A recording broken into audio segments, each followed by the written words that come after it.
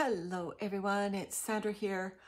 We're looking in on some castings that I pulled out of Eat My Shorts about 8 days ago.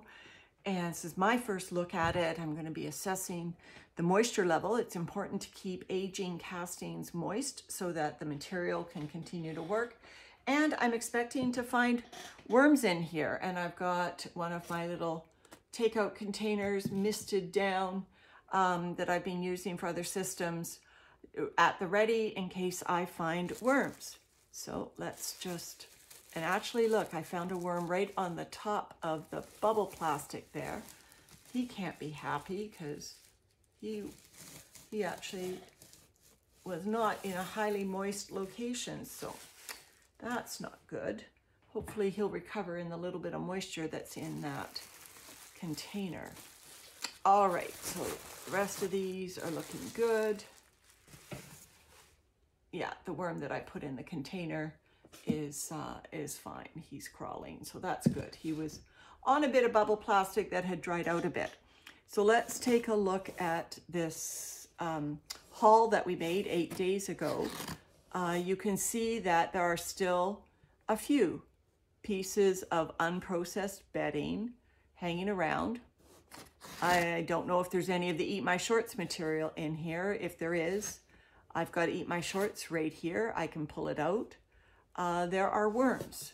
So when I see worms, I'm going to be pulling them out into this container because, you know, this vermicompost, these castings, I want to use in my garden. And although I don't mind adding worms now to my garden, you know, if I see obvious worms as I'm fluffing, I'm going to pull them out. And this assessment will let me know whether I need to do an actual baiting of these castings or whether I'm comfortable with the number of worms that are left in here and I'm just willing to let them go into the garden. The ends of these totes tend to dry out more than the middle, so I like fluffing every week to 10 days or 2 weeks, just so you can see this end is more crumbly, drier. So I'm not finding the same number of worms, despite worms liking to hang out in the corners. The corners of this tote were drying out more than the middle, so I was by far finding more worms in the middle. This also gives me an opportunity to pull out any large bits of material that I find that I don't want in my bins. That was just a sprout. I'm okay that staying in the, oh, that's a bigger worm there. Okay with sprouts staying in the castings. They will feed, now that I've uprooted them, they'll probably decompose and feed any microbes and worms that are in here, that are left in here after my fluffing. So yeah, I'm just going through, just like you would any other bin, assessing the moisture. Now, depending on how long I decide before I call these castings finished, I will feed these castings.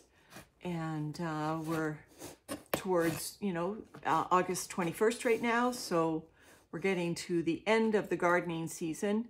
I don't know what other people do who live in my climate. Oh, a worm trying to crawl out. Don't do that. You'll go back in the bin. I don't know what people do who live in my climate. How late in the year do you put castings in the garden? Or because we garden year round here, do you put them in any month of the year?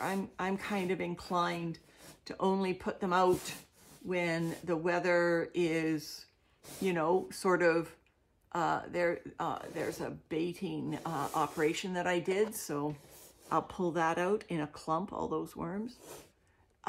So I'm inclined that, you know, if it's light jacket weather in the fall, I will continue to put castings in my garden. Once we get into heavier jacket, you know, sort of, you know, nighttime temperatures dipping down, that we can maybe start to get some autumn rains and everything. You know those days that you get in the fall, I'm not sure. I'm not sure whether I want to still put castings out on twofold.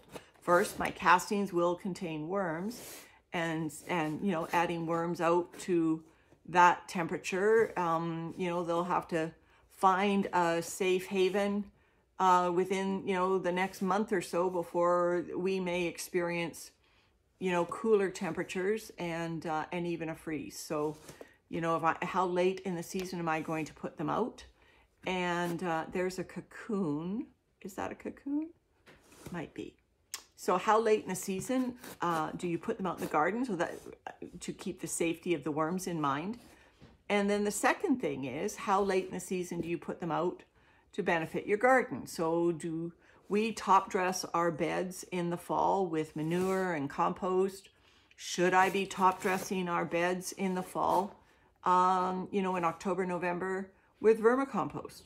I have enough, I could do it. Should I be doing that?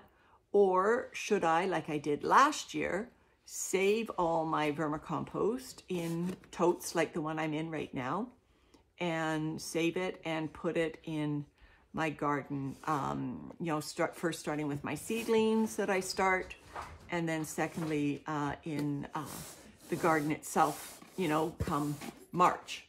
So that's my question to you today, is how long do you store castings? Not in terms of waiting for cocoons to hatch. I know some people store the castings for much longer than I do, to make sure the castings are, all the cocoons have been hatched and baited out. And, you know, their situation is different. Everyone's different. Their comfort level of putting worms into their gardens, wanting to have totally finished castings. Everybody's different on that regard. But what about what benefits your garden? What time of year do you want to put the castings in? And also, what temperatures do you feel is safe to put worms out into the garden? All right, that's my 2 questions for today. I think these castings look great. They're obviously growing sprouts. And I think I will tell Landon that if he needs castings in the garden, I've pulled worms. Obviously, I can see movement. There's still worms in here. But, you know, I've fluffed and I've pulled worms. And I think these castings, oops, I just found another pocket of worms. I think these castings are good to go into our garden in August to get the benefit in this growing season. And then I look forward to hearing your replies about adding them later in the year. And so tell me, what time of year, what months out of the year do you add castings to your garden? Bye for now.